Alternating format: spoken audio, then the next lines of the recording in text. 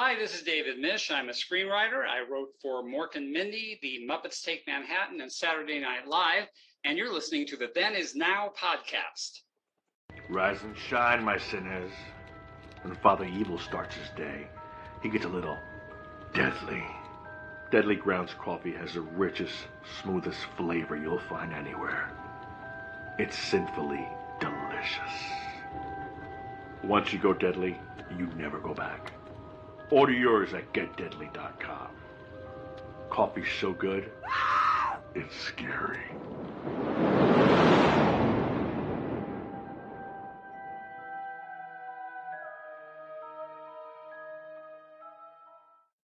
Hi, this is Re-Gor, host of Then Is Now podcast and The East Meets the West. I just wanted to say thank you to all of our Patreon subscribers. We appreciate your support as we grow the audience for our shows. You could find our links to our Patreon page as well as our TeePublic page at havenpodcasts.com. With Patreon, you'll get a lot of exclusive stuff, including our monthly pop culture newsletter, cool gifts, discounts for TeePublic, and our special exclusive show, Then Is Now Filmmakers series, in which we interview directors, producers, writers, composers, special effects guys, basically anybody who works behind the scenes in film and television, and get their insights into the process of creating films and TV shows. Also at our TeePublic page, you'll find cool merch that you can get or even give to others as gifts. You can find those links at our website, or you can go directly to tpublic.com/stores/havenpodcasts and patreon.com/thenisnowpodcast. Enjoy!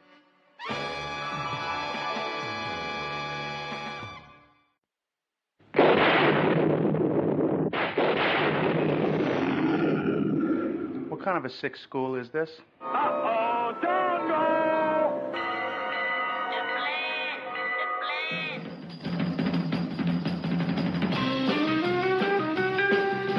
Strange things are afoot at the Circle K. You're going to need a bigger boat. Surely you can't be serious. I am serious, and don't call me Shirley. You got spunk. I hate spunk. Danger, Will Robinson. Danger. Oh, righty then. How you doing? Back off, man. I'm a scientist. Don't make me angry. You wouldn't like me when I'm angry. Stand up to my little friend. I love the smell of napalm in the morning. What are you people?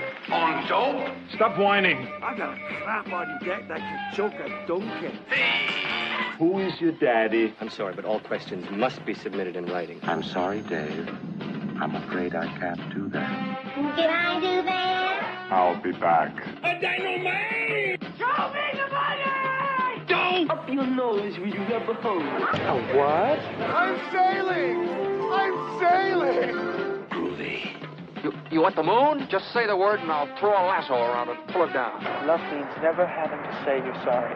Here's looking at you, kid. We got no food, we got no jobs, our pets' heads are falling off! Come to the coast and get together, have a few laughs. Hear that, Elizabeth? I'm coming to join you, honey. I'm not a doctor, but I play one on TV. I love it when a plan comes together. What we do is if we need that extra push over the cliff, you know what we do? Put it up to 11. 11, exactly. One louder. Why don't you just make 10 louder and make 10 be the top number and make that a little louder? These go to 11. We're on a mission from God.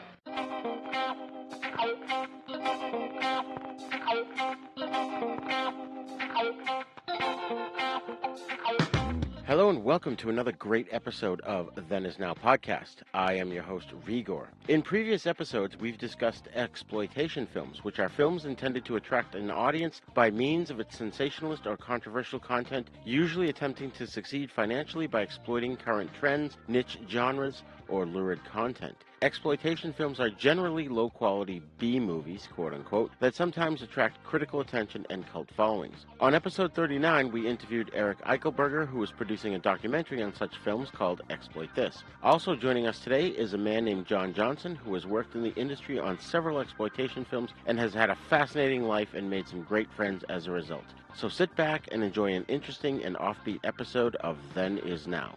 Class is in session. I have a bad feeling about this. How could I possibly be expected to handle school on a day like this? Food fight! Hey, you in my class? I am today. I think you should consider transferring to shop class. Now, very few students are severely injured in shop class. Bueller. When you were in school, Bueller. did you ever cut class? Bueller. Yeah, I guess I did. Sure, most kids cut classes. Good. Sign this. He's sick. I get so lonely when I hear that third attendance bell ring and all my kids are not here. 7 years of college down the drain. Fat, drunk, and stupid is no way to go through life, son. You lack discipline. As long as I'm here, there will be no grades or gold stars or demerits. We're going to have recess all the time. Woo! Go, play, and have fun now. Okay, folks, you are in for a real treat today. Folks, our guest today has been composing and recording electronic music since 1976 under different names like Industrial Espionage, Microdot, Space Rust, and has collaborated with e-music bands like Dezong, OAP, Z Chromosome, and Stoner Jazz. And I'm sure I destroyed some of those names, and we'll get into that. Hey, you were closer than most.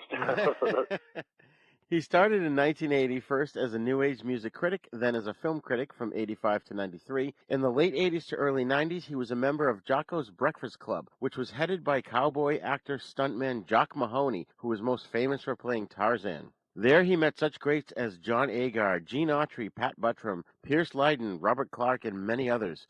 He wrote for Fangoria magazine for a couple of years, then decided to work inside the industry, and from about 1990 to 96, he worked as an assistant sound effects editor with Emmy-winning effects editor Colin Muat on such films as Mermaids, In the Mouth of Madness, and Dracula, Dead and Loving It, just to name a few. In 1994, with absolutely no experience in TV, he created Dumpster Piece Theater, a weekly live broadcast showcasing bad horror movies he supposedly found in the trash. At the same time, he was also in the thrash punk metal band Scarred for Life, making them the only such band to have a live TV show to boost their audience. In 1996, he worked with legendary exploitation film director Ray Dennis Steckler for 3 years on several projects that were only supposed to last a few weeks. Not only does he currently continue to make e-music, but he also runs the fantastic and informational Facebook page Kult Film Korner. Now that's Cult and Corner with a K.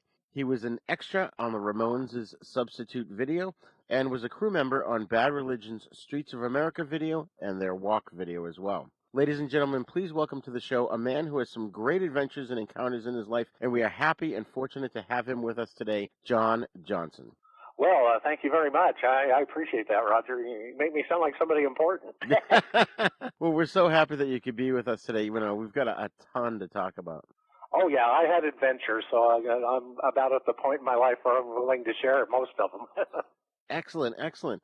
So, John, with my new guests, I always start the show by asking you to tell us, you know, where you're originally from and how you got onto the path in your life. Well, I grew up in the high desert in Southern California. That's north of Los Angeles. And there really wasn't a lot for kids to do. You know, we could go out and play in the desert for a while, but that gets hot. So I grew up watching television. My parents used it as a babysitter. I started watching stuff like cartoons and later on movies. And I'd say by the time I was 10 or 12 years old, I started paying attention to the things that I'd liked more than others. And in cartoons, there was the master, Tex Avery. That was one of the first names that I remembered and recognized because I liked the insanity of his cartoons. Oh, yeah. And that later bled over into when I started watching movies on TV. I loved the horror movies because we had Jeepers Creepers out here on Channel 13 and Chiller and Strange Tales of Science Fiction. So there was a lot of it out here. So I got into that, and my love of movies started becoming an obsession. You know, I started liking people like Ray Harryhausen, a name that wasn't very well known back then, but now he's a legend. Right. So it's amazing what just paying attention and watching a few things led to. Now, I never would have thought that I was going to write for a newspaper or anything. I was a photographer in the Navy, so I thought, well, I'd stick with that.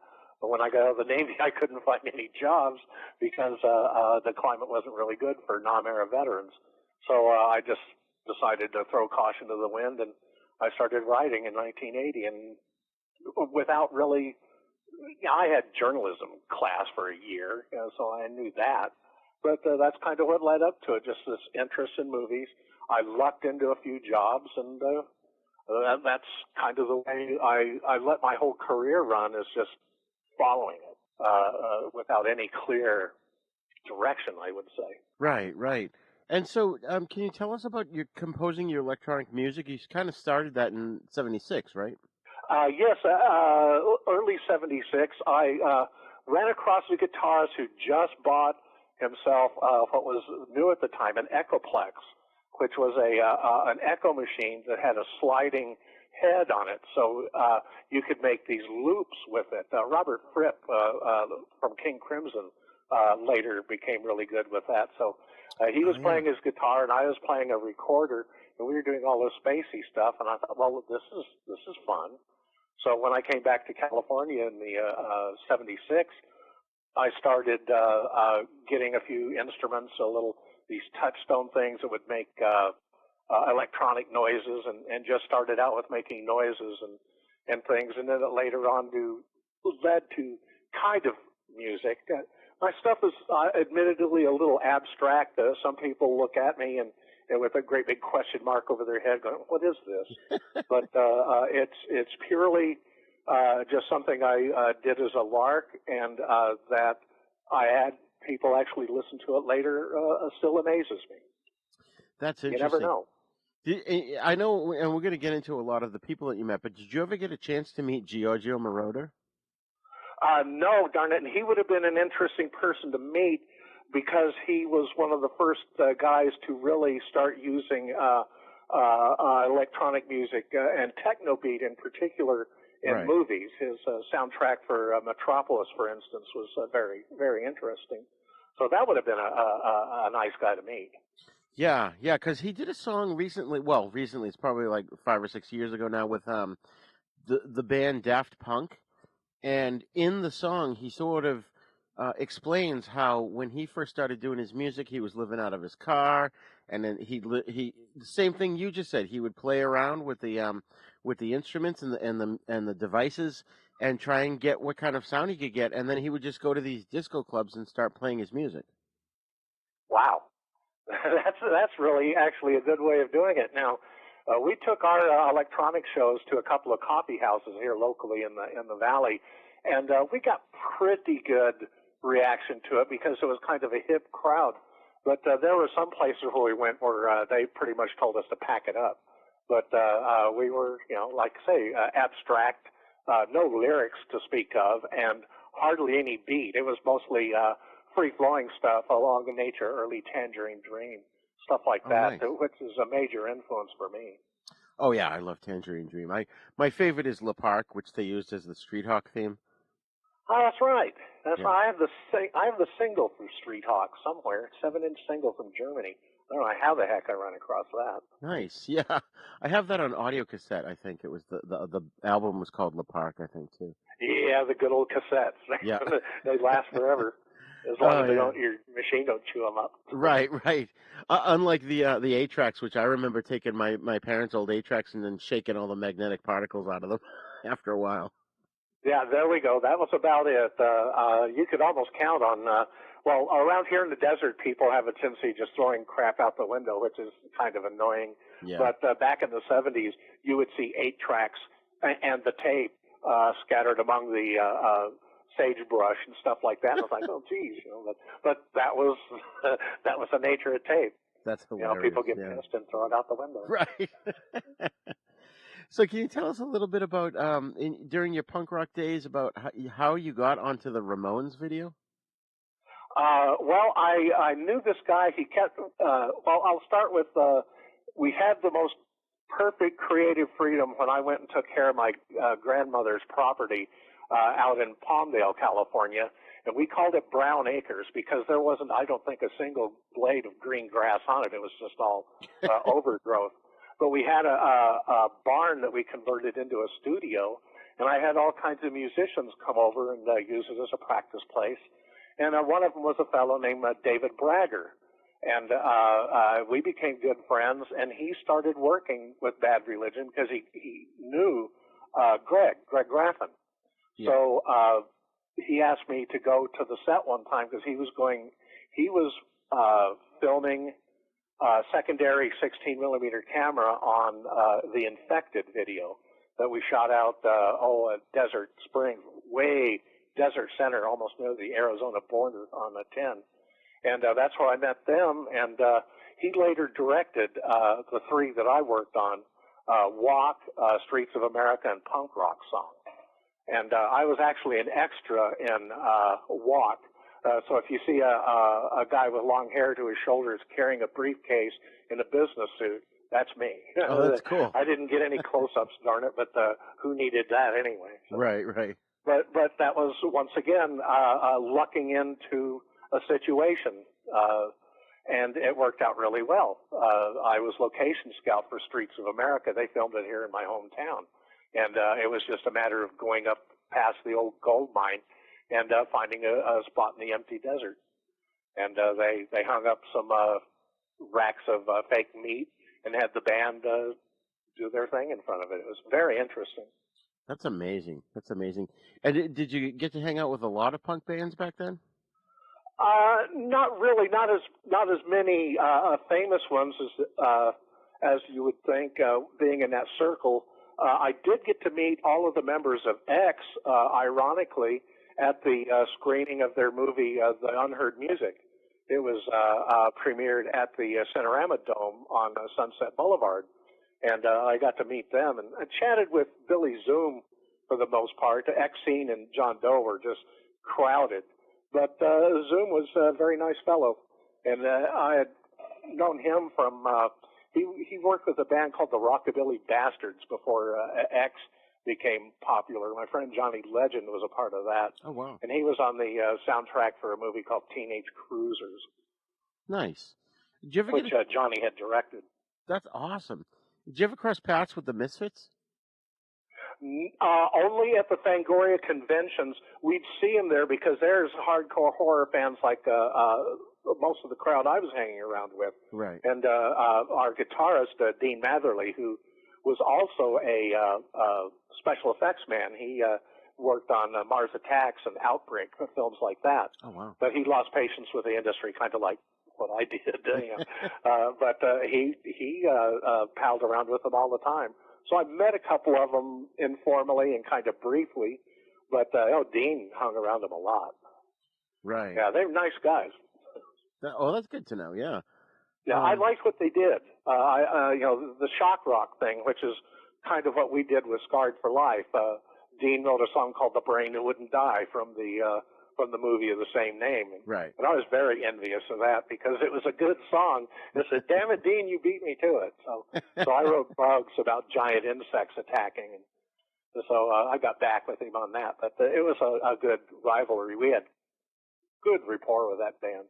That's good. And we scared the living crap out of just about everybody. And the Misfits did the John Agar song, right? I believe they did. Yeah. I believe they did. We mentioned Agar in Bugs, where in the chorus we're going to have to call on help, and we'll even call Captain Clark or even Colonel Agar. So that was kind of like our little oh damn. We had a pretty good music video for it. It might be on dumptv.com, but I don't really recall what's on that. Oh, okay, yeah. I didn't see it. I was looking at your website the other day. I'll have to check it out. But, when you and I, speaking of John Agar, you and I were talking about off mic about the Jocko's Breakfast Club, and I got to know about that because when you described it to me, it reminded me of the Friars Club in New York, except, with actors instead of comedians. Can you tell us about Jocko's Breakfast Club? Well, I got into that quite by accident. A friend and fellow film historian, Jan Henderson, I had corresponded with him. I watched his bands on the Sunset. So he said, "Hey, why don't you come and check this out?" And so I went there, and among the first people there, it was John Agar. Gene Autry and Pat Buttram would always come in about 10 o'clock in the morning, and they'd say hi to everybody, and they'd go tootle off to the bar in the back end of the breakfast area, and sip tequila at 10 in the morning. Wow. And until their doctors told them not to, and then they did it anyway. But that was nice. I got to know Pat really well because I started working for him. He had a TV station up here in it was Victorville, and he called that, and I would give him video footage of different things happening, news items, things like that. So I got to work with Mr. Haney, which I got a big kick out of. But on any given day, you'd never know from week to week who was going to be there. Gene and Pat were always there. John Agar was there. When I got to know Robert Clark, I started bringing him over, and then he'd bring some of his friends like Ewing, Lucky Brown, and guys like that. Wow. And then there's the old cowboys like Pierce Lydon, Terry Frost, Don Durant, Richard Webb, who was Captain Midnight on TV. Oh, wow. I brought Michael Berryman in for a couple of them, and he fit in really well because he had this really nice cowboy hat that he wore in public. And between the cowboy hat and the sunglasses, nobody really knew who he was, which helped a lot because he's kind of a singular person. Right, right. But it was amazing, some of the people. I mean, I could keep on rambling. Denver Pyle, Richard Farnsworth, Archie Armstrong, John Russell, Andrew Prine. I mean, it was just amazing, the people that would come there. And it was very, very informal. We'd just sit there and have breakfast, and Terry Frost would bring in his mandolin sometimes and sing dirty songs he used to sing in a whorehouse that he worked at when he was a kid. So it was reasonably entertaining, and you never knew what was going to come out of these guys' mouths. And it was just a kick. That's amazing. That's amazing. And what was Jock Mahoney like? Jocko was, Jan, I think, put it best. He was the biggest leprechaun that we ever saw. That guy, he would do anything for a joke. Now, one time, he came in, he had his big hat on. Jocko's kind of tall, a little over 6 foot. And he walked into the place where we were at, and he stopped at this one table where these people recognized him, and he looked down at their breakfast and he goes, "Oh, that looks really good." And he started picking up stuff off of the plate and eating it, and running his hands in the eggs and stuff. And these people just had this look of shock on his face. And then he called the waitress over and says, "Listen, give these people whatever they want." But that was Jocko, man. He was an imp. There's no other way of putting it. He had a very wry sense of humor, and was not afraid to show it. That's crazy. That's crazy. Oh yeah. It was when these guys got together and just had a couple of cups of coffee and just started getting loose. They would just tell all of these stories. Jocko worked with the Three Stooges for a while. One of my favorite Three Stooges is the one where he's the singing cowboy that keeps tripping over his guitar. Oh, yeah. It was a perfect showcase for his comedic talents as well as his stunt work, because he was a stunt man for the longest time. Right. But he was an amazing fellow, and people just loved him. And then I think it was in 90 or 91 he moved up to Washington State, and he didn't last very long after that. He found out that Lee Van Cleef had just died, and he was racing back to California to attend his funeral and had a heart attack on his way. So oh my God. Jocko kind of, he passed on, and almost all of these guys are gone now. Oh yeah. Yeah, with very few exceptions. I think John Locke is still around, a fellow who was in Highway Patrol. Right. But Dana Andrews, Farnsworth, Sunset Carson, Lash LaRue, they're all gone. Pat Buttram, R.G. Armstrong, yeah, they're all gone. Yeah, it's a shame because those guys, they were funny. They were really funny and just nice. What I liked about these guys is they were down to earth, real people. Right. They weren't in the big limelight anymore. They had their reputations behind them, and they were just good old boys. And it was refreshing to be around them. It really helped with because when I first started working with the Valley Press and getting interviews, you meet some people and you get a little starstruck and you try not to let that interfere with your work. But being around those guys I got rid of all of that in a heartbeat. It worked out really well. Yeah.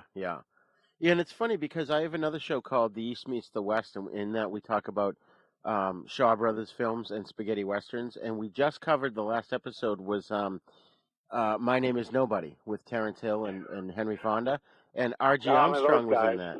Yeah, and it was just funny because R.G. Armstrong, to me, he's always been the sort of quasi-evil sheriff from Race with the Devil, you know? Oh, yeah, I just found that on Blu-ray. What a kick. Yeah. Yeah. And you'd hardly, I mean, he could play a bad guy really well. One of my favorite roles, where he's a good guy, is in El Dorado. Oh, yeah. He's the good rancher in that, and That's he's right. really, really good in that. And that's the R.G. Armstrong that I knew. He was a really earthy, and most of these guys were cowboys anyway. That's kind of how they got into the business. They could ride, so they were put in westerns, and it made sense. But what a nice man! Yeah, most of these guys, you know, they have a certain reputation. You meet them and go, well, that takes care of that. Yeah. Yeah, some rumors just don't apply. That's funny. So, no, I don't know if this is something that was more true, that is more true today than it was back in the day of Jocko's Breakfast Club, but did John Agar really realize how beloved he was as a B-movie star? He did in some degrees. What was really interesting was I think it was 1990, I was just starting to work for Fangoria when Peter Orr was the editor, who was like one of the best editors I ever worked with. He was a very understanding, a very easygoing guy, and he knew that I knew John, and he asked me to bring him over to the Fangoria Con they were having that year, and they made him part of a panel where he was going to be talking about 50s movies. Candace Hilligoss was going to be talking about the two films she did in the 60s, and then there was Gunnar Hansen on this little three-table panel. Wow. So I brought John in. He brought his family along, or his younger son, MD, and his family.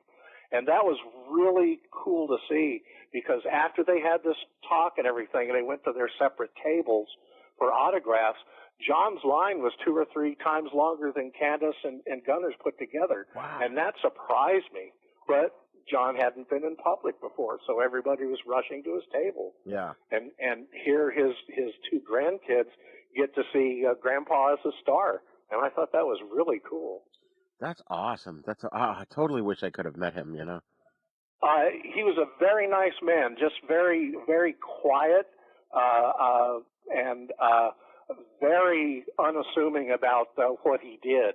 You know, when I first met him, he goes, "Oh, you're one of my favorite stars." And he held up his hand. He goes, "Oh, hell, I'm no star. I was just a working man. I worked with a lot of stars, you know," and they'd start naming John Wayne, Henry Fonda, but he never saw himself as a star. He was a working actor. Wow. And that's what he liked. Oh, one thing about the autographs I should tell you is back I think it was in the early 70s sometime, Forey Ackerman of Famous Monsters wrote an obituary for John in one of the magazines, and one of the kids that came up asking for his autograph had copies of that magazine. So he kind of he goes, "Hey, John, take a look at this," and here he is signing his autograph on his obituary. That's hilarious. And I think he must have signed over a dozen of those copies. That's great. Oh, man. Oh, yeah, it's just, it's being in the right place at the right time. I'm glad I was able to bring him in and be his liaison like that, because that was the first time I got to see what his fan base was and what they meant to him and what he meant to them. It opened my eyes. It was like, wow, you know, this man who really hadn't, you know, he was in Miracle Mile and Nightbreed, a few modern things, but most of these were from older films, and a lot of kids, you know, who grew up watching Tarantula and the Mole People. Right. They just loved him. Oh yeah, absolutely. I mean, who doesn't remember John Agar? You know, it's kind of interesting and almost sad in a way that he didn't regard himself as a star, because in our eyes, as the fans, he is a star. You know. Yeah, and that was the one thing that really amazed me about him and some of the others. Robert Clark was the same way. He worked at RKO in the beginning. He worked with Boris Karloff twice, and he was really proud of that. But he was one of the guys that kind of grasped his career and kind of appreciated what it was. Some of those cheap old 50s, Hideous Sun Demon, for example. Oh, yeah, yeah. Not the greatest film on the planet, but it is eminently watchable. Repeat viewing is almost mandatory with that. It's a hoot to watch. Oh, yeah. But when I met Robert, he was working at a bank in Encino, and he had no idea that people wanted to see him or there was anything with these conventions. So I told him to hook up with my friend Eric Caden, who run the Hollywood Book and Poster on Hollywood Boulevard. And he would go to conventions, and he was signing Hideous Sun Demon 8x10s. They were just flying out the door. Wow. So it's nice to see that, all these guys that paid their dues, if they wait long enough, it comes back. It comes back to them, and it was really nice to see. Absolutely, absolutely. I mean, I remember seeing him on an episode of Knight Rider, and I was going. It took me a little bit. I'm watching it going, I know this guy. And then I realized, oh, my God, he's the guy from The Man from Planet X, Yeah, it's funny. And in the 60s, now here's a couple of interesting things. In the 60s, he was married to Alice King, one of the King sisters. Yeah. And the King family had a very popular TV show in the late 60s. There's the King Family Variety Hour, something like that. But Bob was on there singing along with the family. Yeah. And when he wasn't on that, he was, I think he was in 3 different Dragnets. Oh, yeah. Yeah, and those are fun. I mean, he was in one of what we call out here the drug nets, where marijuana, the scourge of marijuana, is infiltrating the high schools, and he's a high school principal trying to fight it. And then in one of the other episodes, he's a drunk driver that winds up killing somebody. So hey, he had variety. Yeah. He was actually on quite a few Dragnets. He was on 77 Sunset Strip, and I remember seeing him on Adam 12, on a bunch of those. Just so many shows. He did a really good Perry Mason, and then everybody was on Perry Mason. Jeez. Oh yeah. That's become to me a treasure trove. I mean, you'll see Allison Hayes, Gloria Talbot, Agar is in one of them. Yep. The list goes on. It's just amazing. That's cool. But that's what I like about video and then DVD. It gives fans a chance to catch up with some of this stuff and see them without all the annoying commercials and stuff, which just drive me buggy these days. But, right. Yeah, I just love those old shows because you can look through them and say, hey, all of a sudden, oh, look, there, and that's the magic of old stuff. Oh, yeah. It gives old timers like us memories, but for new fans that are discovering these actors for the first time, it's a perfect place to start looking for them. Oh, yeah, absolutely. And it's funny, too, like stuff like Love Boat and Fantasy Island, which I think Robert Clark was also on both of those, or at least he was on Fantasy Island. Back in the day when those were first on, you're watching it going, wait a minute, I thought they were dead, Yeah, exactly. And that's what Agar kind of went through, especially after that one article in Famous Monsters. Right. But, that's one of those things. So at least he was around to put that rumor to rest. I was glad to see that. Yeah. Hello, this is Rod Barnett. I'm the host of The Bloody Pit, the podcast that examines films from across the decades. On The Bloody Pit, we have several ongoing series of shows within the show focused on specific things in genre cinema that I and my co-hosts find fascinating. There's a long-running series focused on Italian maestro Antonio Margheriti's films from the 1960s all the way up through 1990. There's an on-again, off-again series focused on 1970s science fiction films. There's an in-depth look at the Western movies that William Castle made before he struck out on his own and became the horror auteur that we know and love. A look at the classic Coffin Joe films from Brazil. and our long-term project to look at every Universal horror film made in the 1940s. That's a long project, people. It's going to take us a long time. Sprinkled in amongst those are various other episodes focused on other stranger areas of cinema, like Lucio Fulci, Dario Argento, and even some obscure British crime films from time to time. So join me and my rotating crew of co-hosts as we examine the stranger side of cinema through an exploitation lens. Except when we don't? Yeah, you never really know exactly what to expect on The Bloody Pit. So join me for The Bloody Pit.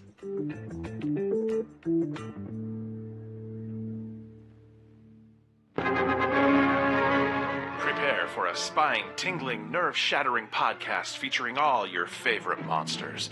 You won't believe your ears when you listen to Monster Kid Radio. Hear your host, Derek M. Cook, and his ever-rotating stable of guests discuss your favorite classic and sometimes not-so-classic monster movies. Subscribe to Monster Kid Radio through iTunes or Stitcher, or visit monsterkidradio.net before the next weekly episode of Monster Kid Radio. Go through the archives for interviews with Sarah Karloff, Victoria Price, and Joel Hodgson. Listen to discussions about movies like Creature from the Black Lagoon, Island of Terror, and King Kong. And don't forget convention coverage from Monster Bash and the H.P. Lovecraft Film Festival. Classic monsters, modern talk, and the head of Rondo Hatton, only on Monster Kid Radio!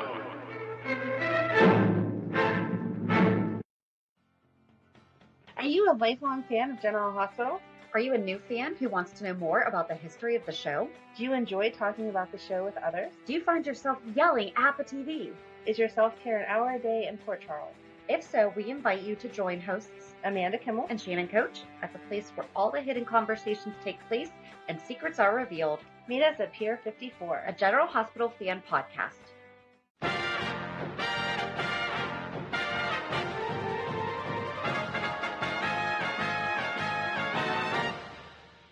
Shark Bites Podcast. It's the greatest show in history. From the Dorkening Network, hosted by a nerd who's named Patsy. From movie reviews to tips on surviving the coronavirus, Shark Bites has it all. Follow us on Facebook and suggest topics at sharkbitespod@gmail.com. Available on iTunes, Stitcher, Spotify, and wherever you get your favorite podcasts. So we're going to have to do a whole show on Jocko's Breakfast Club because there's just so many more people I want to ask you about. But I'd like to move on for a little bit here. So you mentioned that you worked for Fangoria, and you also, in your intro we mentioned that you were a music critic and a film critic. So were you doing all those simultaneously? Like, how was all the writing coming about for you? Well, I started out, like I say, I couldn't really find a decent job after getting out of the military. So by 1980, I kind of got frustrated with just either building houses or laying carpet or delivering furniture. That's manual labor, and I didn't care for that too much. So a friend of mine approached me saying that she had a job to write record reviews for a New Age magazine called The Transcender. There was like a little paper out of Calabasas, hippie land. And so she didn't know how to write, so I said, well, listen, I'll ghostwrite with you. Just give me a co-write credit on it.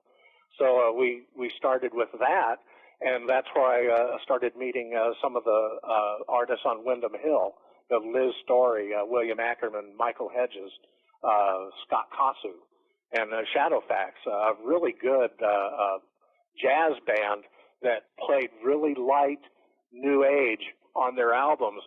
But, man, they were one of the tightest fusion bands I ever heard live. Wow. They just put it out. So so it started there with the Transcender, and I think I worked there for 5 years. And then bluffed my way into the Valley Press, a local paper here. They were just starting a thing in their paper called Showcase, which was to literally to showcase the entertainment around the valley and down below. So I said, hey, I can do that. And the first film I ever reviewed as a film critic was Tobe Hooper's Life Force. Wow. Which has still remained one of my favorite films of I. Hooper. Nice. And so I stuck with that. I found myself wanting to review oddball films, and since they only let me review one film a week, which we all know there are like dozens of films released now on any weekly basis. Yeah. And so I would cover the offbeat things, and kind of got a reputation for that. And then the one of the other editors at the paper approached me to do a column on cult films. So I think that started in about 87, and that's where I did, I feel, some of my best work, and got to meet some incredible people in the meantime. One of my first professional interview, this was after I was with the Valley Press for about 3 years rather, was I got to interview Herschel Gordon Lewis. And here I am. I'm going to the Variety Arts Center to meet him, and I had absolutely no idea. I knew his films, so that helped me a lot. But I went in there, and I was a little nervous, and I sat down, and he goes, you're something of a cult hero in my neck of the woods. And he just smiles at me and goes, yeah, kind of like the late James Dean. We both started busting up, and that just broke the ice. And after that, I had probably one of the best, it's still one of my favorite interviews. He was very, very gracious, and it was fun to hear him talk about these films, which he figured were going to be lost. My friend Eric Caden, once again, I mentioned him earlier, he and Jimmy Maislin were the guys who pulled all of Herschel's films out of bankruptcy. And because of them, we all get to see Blood Feast, 2000 Maniacs, all of Herschel's catalog. And at that time, he thought they were gone. He had a reputation. He had just written a book on plate collecting, I swear. And I think you can still find it out there, but he and his wife wrote what is considered one of the definitive books on plate collecting, Norman Rockwell, that kind of stuff. He was an expert at it. Like those decorative, plates that you would ordinarily eat off of, but it's got a picture on it and you hang it on your wall kind of plate? Exactly. Wow. Exactly. Collector plates. He was an astonishing expert at it, and his book is really good. I went out and bought 2 copies of the damn thing. When I found out about it, I said, no, the Godfather Gore writing a book about collector plates, I got to see it. And it's amazing. But that's kind of some of the things that I lucked out in when I was working with the Valley Press. I got invited to all of these screenings, and on any given time, I would run into Paul Bartel all the time. Wow. A director who I think he's one of the best American directors of his time, and just didn't have a good reputation for movies. He kept wanting to make movies the way he wanted to, and the studios always wanted something else. And it's a shame they didn't recognize what a genius the man was. But I'd run into him. I met Tony Scott at the screening of Top Gun. I met Diane Keaton at the screening of her only directorial film, Heaven, a documentary on heaven. And it was there where somebody pecked me on the shoulder, and I turned around. It's Carol Kane from Taxi. And she goes, would you please take a picture of me and my grandmother? So they're standing up against the wall, taking a couple of pictures of Carol Kane and her grandma. So, that's the kind of thing that it was one of the residuals of working how I was working. I'd get invited to these weird functions, and I'd always go to them because the editor would hand those over to me like he was handing me a piece of toilet paper. So I go, here, do you want to go to this? And I looked at it and go, hell yeah, I want to go to that. So I got to meet a lot of interesting people. That's awesome. Yeah, I went to the 8th anniversary of Barnes and Barnes. I'm not sure if you're familiar with them. It's Billy Mummy and his friend. Oh, yes. Got together and did a musical duo, and they had a hit with a thing called Fish Heads. Yep. Yeah. Now, I'll tell you something that I discovered that I'd never heard before. That film was directed by Bill Paxton. Really? Yeah. As a matter of fact, he's in one of the videos in drag. There's this huge female face with garish makeup on it, and that's Bill Paxton. And I sat and talked with him for the most part after talking with Bill Mummy, and he was one of the nicest men on the planet. I mean, there was no actor ego there at all. He was very grateful. He had just gotten off of Aliens. Okay. So he was starting to get good press. He was grateful about it, and he was one of the most humble people I think I ever met. One of the nicest guys. You know, and that was a magical night. I met Dr. Demento there. Wow. Crispin Glover, who was dressed in this really good-looking women's pantsuit that everybody was writing him about, but he looked good in it. You know, what the hell? I mean, he was at a Barnes & Barnes show. You know, he had to dress up for that. And all of the members of Devo were there. And hiding in the corner was Mark Hamill. Wow. He and his family, it was at the Variety Art Center, he and his family were dressed formally, and they missed their function. They got the wrong address, and so they're sitting at the back table, and nobody is noticing them because everybody's watching Barnes & Barnes and Wild Man Fisher. And my friend Bill Blair felt sorry for him and went over and sat and chatted with them all night because they were definitely looking like fish out of water. You know, we're in the wrong place at the wrong time. Yeah, so my friend Bill saved Luke Skywalker. You know? That's hilarious. Yeah, it's just and that kind of stuff you can't plan on or anything. You go to these things and you go, well, I hope it's a good time, and then you come back from it and go, wow, that was kind of magic. Right. That's awesome. And that's the way my career with the Valley Press was. I was running into the craziest people. I met all of the Ed Wood people, the surviving ones. Right. At my friend, once again, Eric Caden, held a Woodathon at the Hawaiian Theater on the Boulevard, and that's where I met Mila. Well, I knew Mila Nurmi before. Paul Marco, Conrad Brooks, Valda Hansen, Harry Thomas, the old makeup man. Yeah. And they were all there. Wow. For those listening at home, I just want to say Mila Nurmi was one of the first horror TV hosts as Vampira. Oh yeah, and she always, one of the things she always said was, I'd sure like to thank Mr. Wood for giving me my moment of fame. Yeah. Because I think she was on for a year before she was canceled because she was giving out the double entendres the way Elvira did. Right. Later on. So yeah, I have nothing but respect for her because she was a sweet lady. I liked her a lot. Nice. That's amazing. I just wanted real briefly to jump back to Herschel Gordon Lewis for a split second just to tell you, and I'm pretty sure I told the story on the show before. When I was in college, I worked at a Blockbuster Video back in the late 80s, early 90s. And yeah, you too.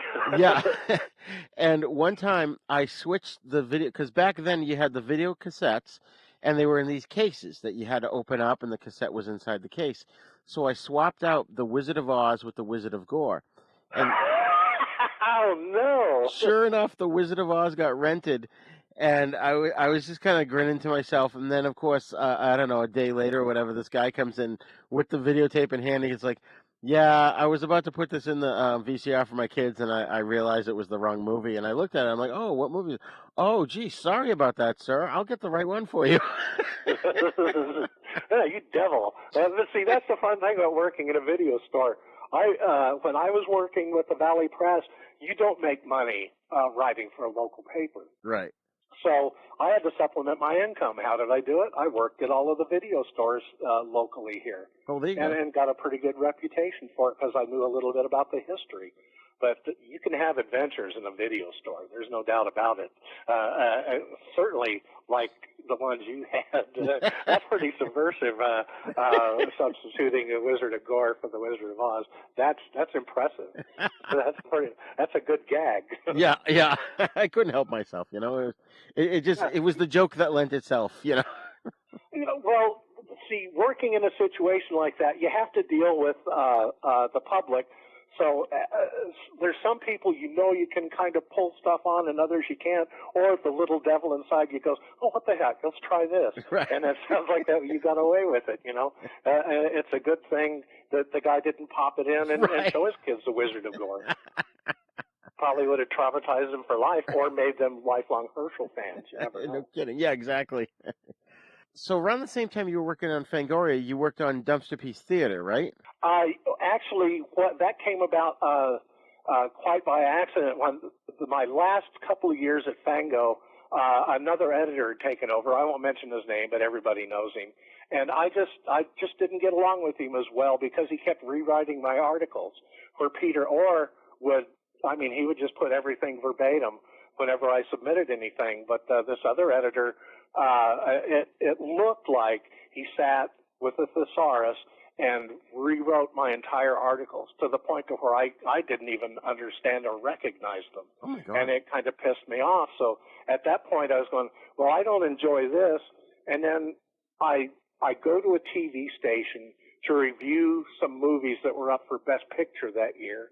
And I noticed on the desk of the owner that they wanted to make a show to showcase the movies they had in their library. And I just picked up that memo and I took it to him and said, listen, I can do this without any experience in television or knowing anything about what I was going to do. But I said, oh, yeah, I can do this. And he goes, well, when can you have it ready? And I said, oh, give me a month or two. So he said, okay, you're set. So I panicked, got some of my good friends, Dean Matherly, like I mentioned before. Dean was a special effects artist who specialized in making puppetry, things like that. So he made a rat puppet named Alfonso, and he was supposed to be a radioactive mutant. And my friend Bill Blair made a radioactive carrot along the thing lines, an intellectual carrot. He had big glasses. So these are the mutants that I was hanging around with in the dump and showing all of these bad movies. And the first 4 episodes, I don't think I would ever show to anybody because we just kind of sat there and wondering what we were going to do. So the camera guy points to us like, you're on. And go, and it was like, it was a little embarrassing. But by the 4th show, we showed Bloodlust, William Greffy's Bloodlust. Yeah. And Michael Berryman came in to, well, for one thing, he wanted to do live TV. So he says, oh, let me do this. And so we brought him on as a guest because he had just done Auntie Lee's Meat Pies. So we could bring him on as a guest talking about his movie and not have to worry about the SAG getting on our butts. And during one commercial break, we were just getting ready to go back from commercial. And Michael points to my cameraman, Tony Tortolano, and he goes, wait a minute. And he pulls his false teeth out and puts it in his pocket and then turns around and all of a sudden he's Larry from Auntie Lee's Meat Pies. And he just starts improv riffing on the set. He picked up this little wooden bear and he goes, hey, you know what this is? And everybody's kind of looking at him, it's a bear. And we just started fussing up. And that was when we finally thought that we had something if we started to go weird and irrelevant. And that's what we did after that. That's we just awesome. started joking and goofing off, bringing in the band sometimes or bringing in other bands because we could do it. And it turned into something. It became kind of a local sensation. We're lucky we never got thrown off the air because I would openly swear on the air when anything happened, or I could hear the producer in the background yelling at the sound man because he was always goofing stuff up. And oh, damn it, and he goes, that's going over the air. And they go, oh, okay. But we got away with it. That's amazing. We were late what time night. was this out of? The first shows went on from 10 to midnight, and then they started putting us on a little bit later because of the content and some of the things we were doing. But at first we were going on before a program called the Bargain Barn, which it was just a bunch of local guys selling junk out of the back of a flatbed truck. So that's how the station made their money. And how we got our show was they were getting ready to be shut down because they had no local programming. So we came in at the right time, offered them this show, and we didn't have to pay for airtime, and we didn't charge them for anything. It was just a mutual, you give us the airtime, we'll give you a show. Right. And that gave them the legitimacy to run their station. Right. So we'd come on before Bargain Barn, and one night we showed They Saved Hitler's Brain. Oh. And in the middle of the film, when Hitler's head shows up in the jar, yeah, we a friend of mine from Soda Effects, they passed their time by making extra things. They made Saddam Hussein kickball heads, and I got one of those. So we put this Saddam Hussein head inside this jar, and then I played this krautrock band, a Grossschnitt, with German lyrics, while this head was moving like it was talking. And we just thought it was the funniest thing, and we got a lot of calls from it. But the guys on Bargain Barn, they went out live after us. So as soon as we shut down, the first thing I hear is one of the cowboys over at Bargain Barn. I don't know what the hell that was, but I never want to see anything like that again. And I just took that as, hey, yeah, we finally struck pay dirt. That's great. And what town was this out of? Palmdale at first. Palmdale is about 50 miles north of L.A. on the 14 freeway. So it's the first town you get when you get over the hill, they call it. So right. We were in Palmdale working out of a storefront. Wow. They had bought 2 stores in a strip mall, or a rented one. One was where they kept the Bargain Barn with all of the junk and all the crap they were selling, and the other was a little makeshift studio. And we threw a couch up against a wall. This really talented artist named Randy Johnson painted us a really nice Dumpster Piece Theater logo across it. Oh yeah. It was really nice and everything. And the longer the show went on, the more junk showed up on the set, like it was supposed to be a dumpster. And after a while, the station kind of said, "Well, listen, guys, you're going to have to clean up after yourselves," because they were showing other programs as well using that same thing. So yeah, we couldn't litter the studio like we had hoped to keep it. So yeah. Right. And this was a low power TV station, right? It wasn't cable access. Oh yeah, it was. I'll tell you, it was below cable access. It barely went out from Palmdale. They sent their signal up to a broadcasting tower on the hill, and if that tower went down, they were off the air for a week. Wow! Oh my God! Yeah, but because they were a local station, they were allowed room on the local cable. So that's where we got our strength from, was the cable viewers. Oh, okay. And since we were live and we were giving out the phone number to the station, we had people call us in the middle of the show saying how much they liked it, and we'd put them on the air sometimes. That's awesome. And sometimes they come and visit the studio because they knew where it was. They say, "Sure, come on over." And they'd come over and we'd throw them in front of the camera. You know, it was just, it was like Steckler always said, free extras. I like free extras. That's so cool. So that's how it was. And it was very, I would say very informal. We never wrote anything. I might have made a couple of cryptic notes. We never really thought of what we were doing. We were just going to present the movie, and whatever happened. And we'd get in trouble sometimes. We showed Killer from Space one time, and there was a part where there was a lull in the film. So I went into the control room and put it on fast forward, and it sped up the film through about 5 minutes. And I hear Chuck, he was our producer and part of the station, he goes, "What the hell are you guys doing in there? You're not supposed to do that. That's never supposed to go over the air." And it was just, okay, well, there's some rules we couldn't break. And one of them was making the station look bad. So, that's funny. That is so funny. Well, we got away with murder. There's absolutely no way. I don't think you could pull anything like that except for maybe on cable access. Right. But we were punks. We were anarchists at the time. And we found the right venue at the right time. Oh, absolutely.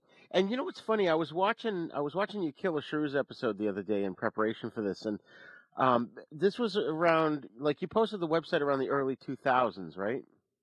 Yes. Okay. Well, the website was around since '94, But some of the best stuff started getting on in 2000 when our princess of promotion, Nancy Matherly,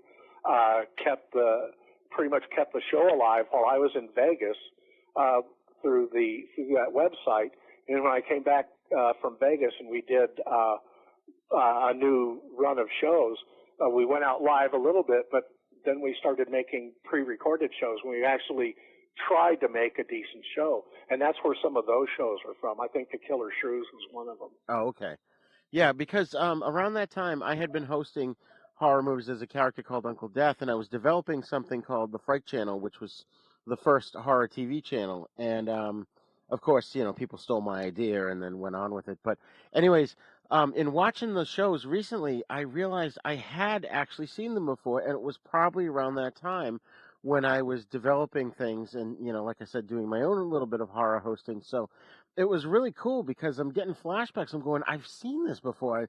Alfonso and you, and I'm like, oh my God, it's just so crazy. It's like everything is coming full circle, Yeah, it's amazing the fan base we got after Nancy put us on the internet, because we would start getting letters from one fan from Lexington, Kentucky, and things like that. And I go, oh my God, this is amazing. Where most of any response we got was usually from people who took copies of the show and took it over the hill into L.A. to show some of their friends. And the first thing out of their mouth was, why in the hell are they giving those guys a show? They're insane. And it was like, well, of course, we didn't know what we were doing, so it had to look insane. Right. So from Dumpster Piece Theater, then, you sort of segued into filmmaking, doing sound editing. Can you tell us about the progress, how that happened? Yeah, that was strange, and that, once again, serendipity. It happened. I met Colin Mallett at one of the video stores I worked at, and he mentioned that his uncle was John Hall, the matinee idol from the 40s. Was in a lot of the Universal Technicolor films with Maria Montez. Oh, yeah. So we started chatting, and I was familiar with John Hall, so that kind of impressed him because he thought nobody remembered him. And I found out what he did is sound editing. He had just got done with Roger Rabbit. He cut the Toontown reel on Roger Rabbit. Wow. And I thought, oh, well, hell, this is a guy to know. And eventually he just invited me. He said, hey, do you want to come to the studio and see how it's done? And I go, hell yes, I would. So I would go in with him, and I got some hands-on experience. And to me it was interesting because I always liked the technology of filmmaking. I edited home movies when I was a kid, so I still have my 8mm blunt splice editor. And this was like a new world. Sound editing at the time was still done by the reel. There was no Avid or anything. You hooked up the reel of film on one reel. There was a bank with another reel that had a blank 35mm film with a half-inch stripe of magnetic film on it. So it was just like a large recorder. So you would drop the recording and the playback head tapes physically on this, and that's how they edited the sound. So I started getting hands-on experience on that, and I found it fascinating. The only thing I didn't do was join the union, so I never did get any screen credit, and I'm glad I didn't join the union because that was hard work. It was really hard work. Yeah. I always wondered the three guys I worked with, Colin, Chuck Russell, and Louis Edelman, they're all gone. They didn't even get to enjoy their retirement. That job kills people. Yeah. Because post-production, the film is already booked in the theater. So it's like, here's 3 reels, get it done, you have a day and a half. Right. And it's like, whoa. So people usually work a day and a half, 2 to 3 days in a row. So just for my own edification, and I'm not sure if the listeners would really be this interested in it, but I'm fascinated. I've always...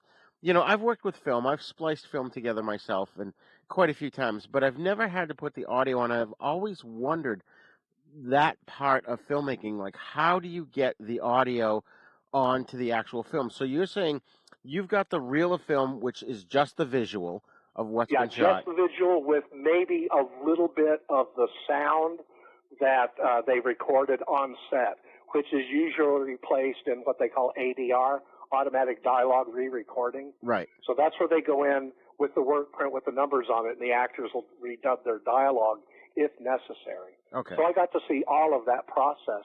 But yeah, it was fascinating. And when you were mixing stereo tracks and mixing like sound effects on one channel and voice on the other, we had 2 or 3 reels of the sound film with the magnetic stripe on it. And at any given time, you would lift the head off of it so you couldn't hear it, so you could hear the sound effect you're dropping in. So you drop all of the effects on that, and then they make a composite print out of that, and then look at it as a work print, and then start building it up as the finished product. It's very fascinating. If you've had hands-on film editing, it's the same thing, except for you don't really cut too much. You just kind of like have things come in and have things separate. It's hard to describe, but it's like you let the channels flow together, and that's where having these multi-channels was really fascinating to see, because you could hear all of it build up. So by the time we got to see the final product, it was like, wow, this is neat. And Mermaids was the first film that I actually had hands-on experience, where I actually got to lay in some sound effects and attended a Foley session and watched them readjust the sound and stuff. It was another world, and I was fascinated with it. So you're putting the sound onto one reel of 35 millimeter film, and then the visual is on another reel. So how are they combining the two onto one master reel? How are they doing now that? That is done in a separate laboratory, and I didn't really see much of that. What we did was we'd have the finished reel, and then the different sound reels. They'd be just labeled 1, 2, 3, depending on if it was music, effects, or dialogue. And then they would take that all in, and then do that through probably during the optical printing phase, when they're putting together the final picture edit from the original negative. So you got a really nice clear picture, and then they blend all of the sound together, and then put that on either through, there was optical sound where you could actually see the soundtrack on the side.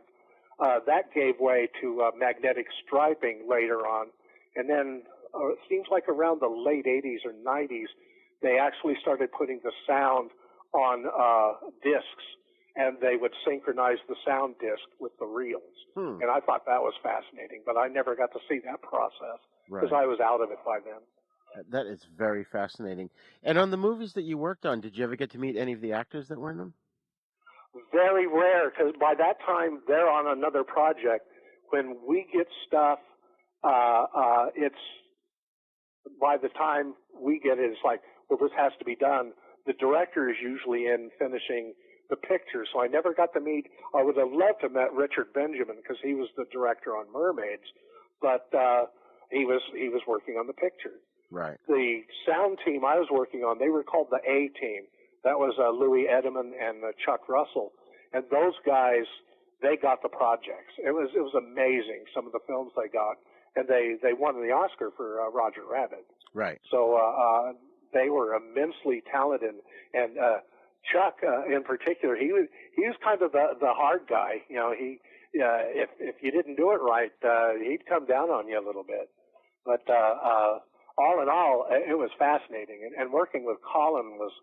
Well, he was your typical little Scotsman.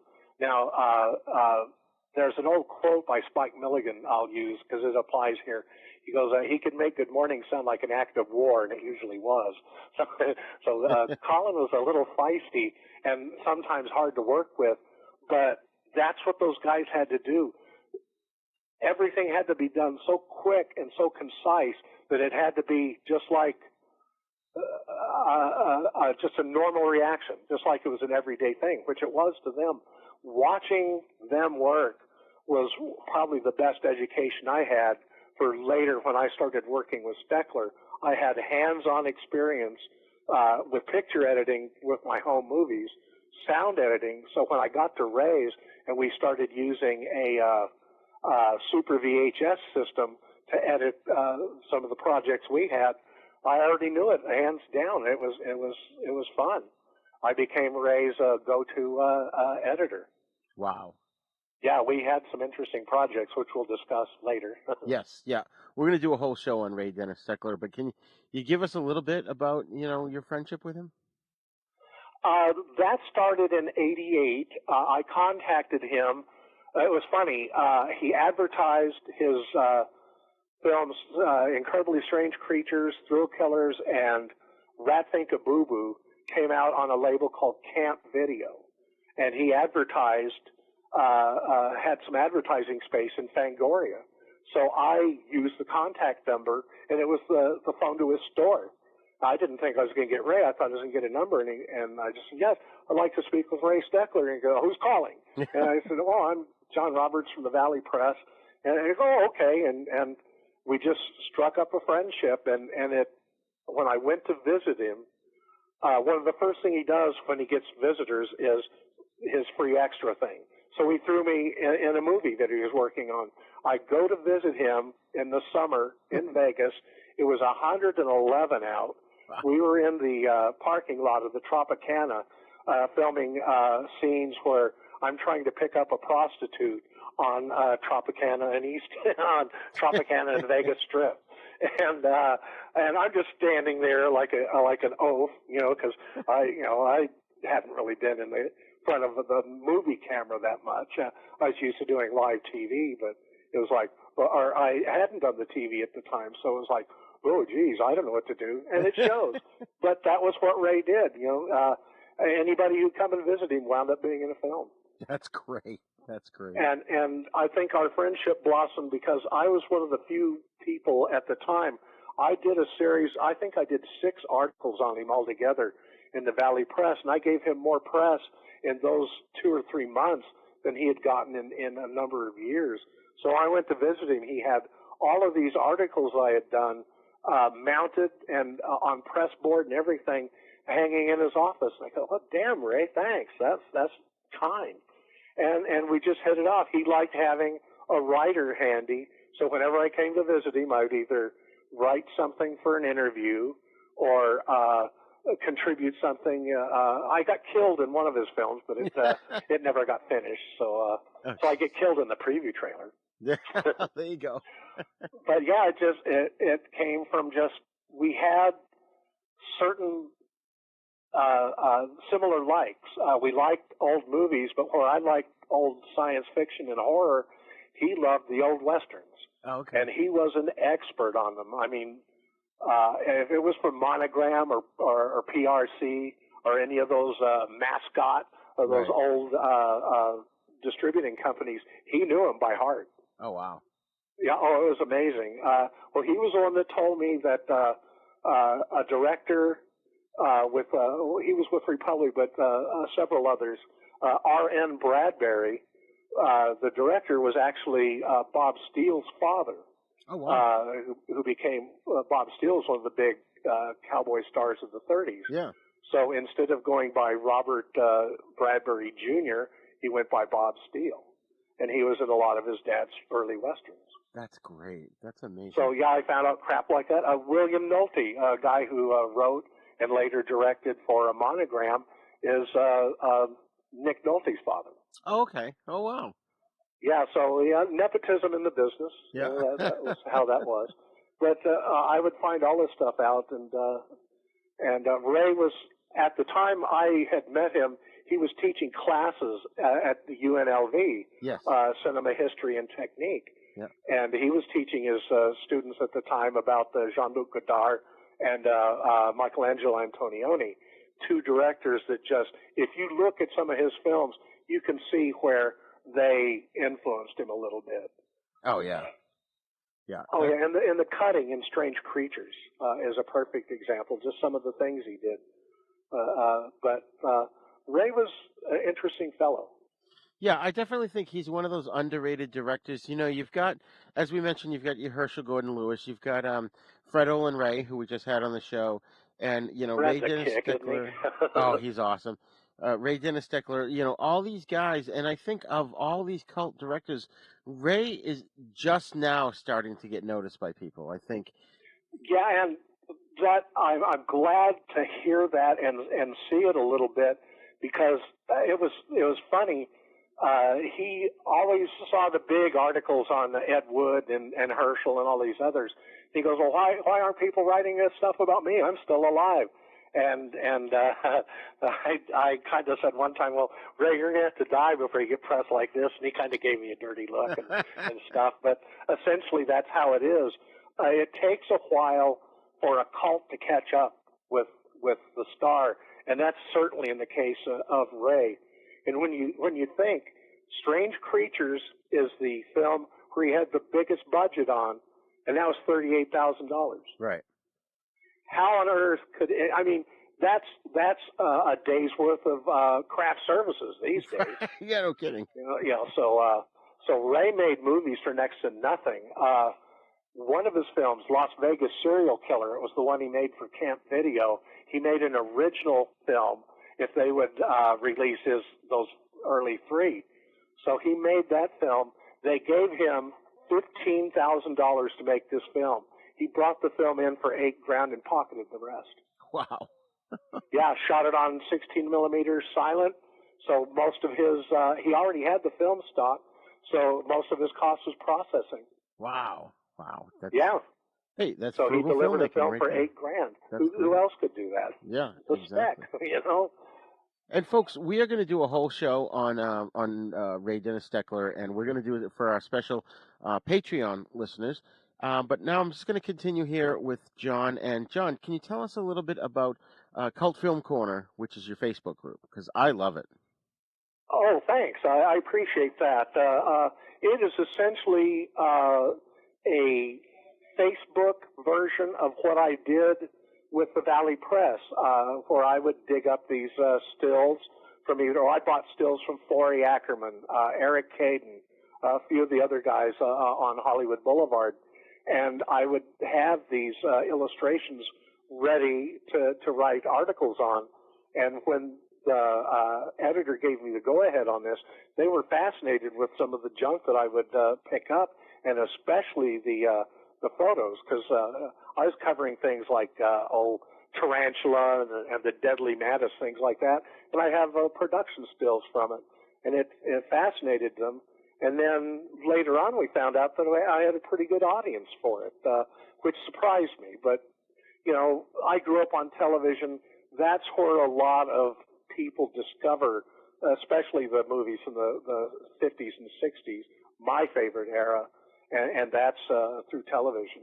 Thank goodness. Yeah, exactly. Oh, man. So, folks, today we learned that Herschel Gordon Lewis was a savant when it came to collectible plates, and I think that's awesome. Amazing, isn't it? It's unbelievable. So, John, it's been an absolute pleasure having you on the show. I could go on for hours and hours, but we have run out of time here, and you're definitely coming back. So, can you tell our listeners where they can find you online? Well, I'm on Facebook. It's under Kult Film Corner with a K and for Cult and Corner, because there's another Kult Film Corner out there with C's. But since I've been using that since the 80s, all I did was change it to K, and there's been no problem. So just look for the guy with the bloody face on the picture, and with Kult Film Corner, hosted by Junkyard John, which was my name on Dumpster Piece Theater. And just be prepared for some fun. I try to cover films that most people have either not heard of or don't want to hear of and rather not hear of. So that's my job. Awesome. Well, thank you so much for coming on the show, John, and looking forward to talking to you soon. Well, thank you, Roger. I appreciate the time. I'm surprised people want to hear this stuff, but hey, you never know until you find out. Exactly.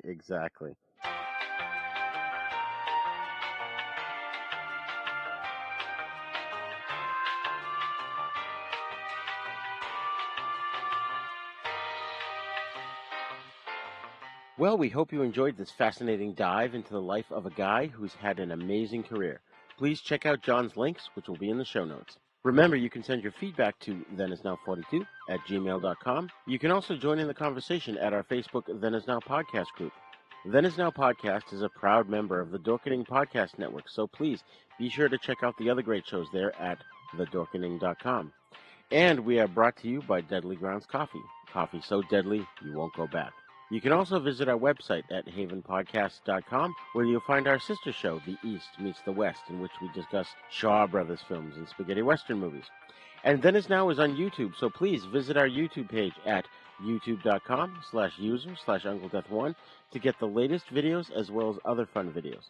Please subscribe to our YouTube page and also share the video versions of our podcast with your friends and get them to subscribe as well. Don't forget to go wherever you download your podcast from and leave us a great review so that more listeners can find us. You can find us on all the podcasting apps, especially the big three, iTunes, Spotify, and Stitcher. Class dismissed. The Then Is Now podcast is intended for entertainment, educational, and informational purposes only. Sounds, music, and clips played during this podcast are the property of their copyright holders. All original content is copyright Jupiter Media.